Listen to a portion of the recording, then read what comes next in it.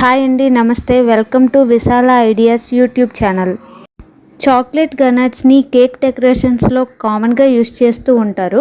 ఆ చాక్లెట్ గనాచ్ని ఇంట్లోనే ఎలా ప్రిపేర్ చేసుకోవాలో ఇప్పుడు చూద్దాం.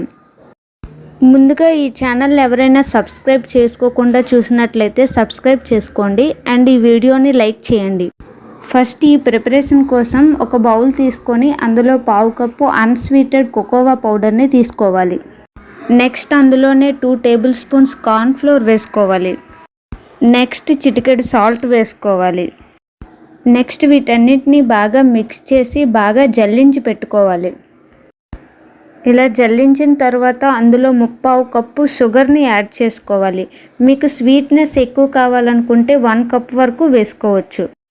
వీటన్నిటిని బాగా మిక్స్ చేసిన తర్వాత వీటిలో మిల్క్ని యాడ్ చేసుకోవాలి.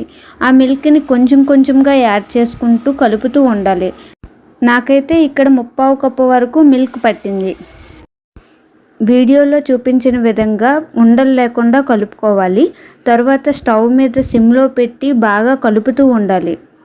ఈ బ్యాటర్ థిక్గా అయ్యేంత వరకు ఒక స్పాచులాని కానీ స్పూన్ని కానీ తీసుకొని అలా అడుగు మాడకుండా కలుపుతూనే ఉండాలి. వీడియోలో చూపించిన విధంగా థిక్గా అయిన తరువాత స్టవ్ ఆఫ్ చేసేసుకోవాలి.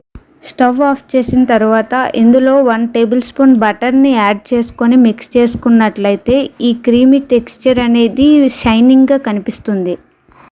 నెక్స్ట్ ఇందులో 1 టీ స్పూన్ వెనిల్లా ఎసెన్స్ని యాడ్ చేసుకొని మిక్స్ చేసుకోండి.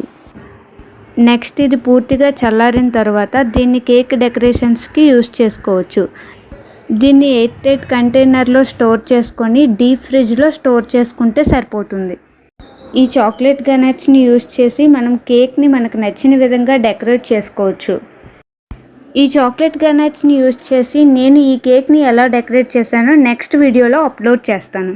ఆ వీడియో మీరు మిస్ అవ్వకూడదు అనుకుంటే మన ఛానల్ని సబ్స్క్రైబ్ చేసుకోండి అండ్ ఈ వీడియోకి ఒక లైక్ చేయండి.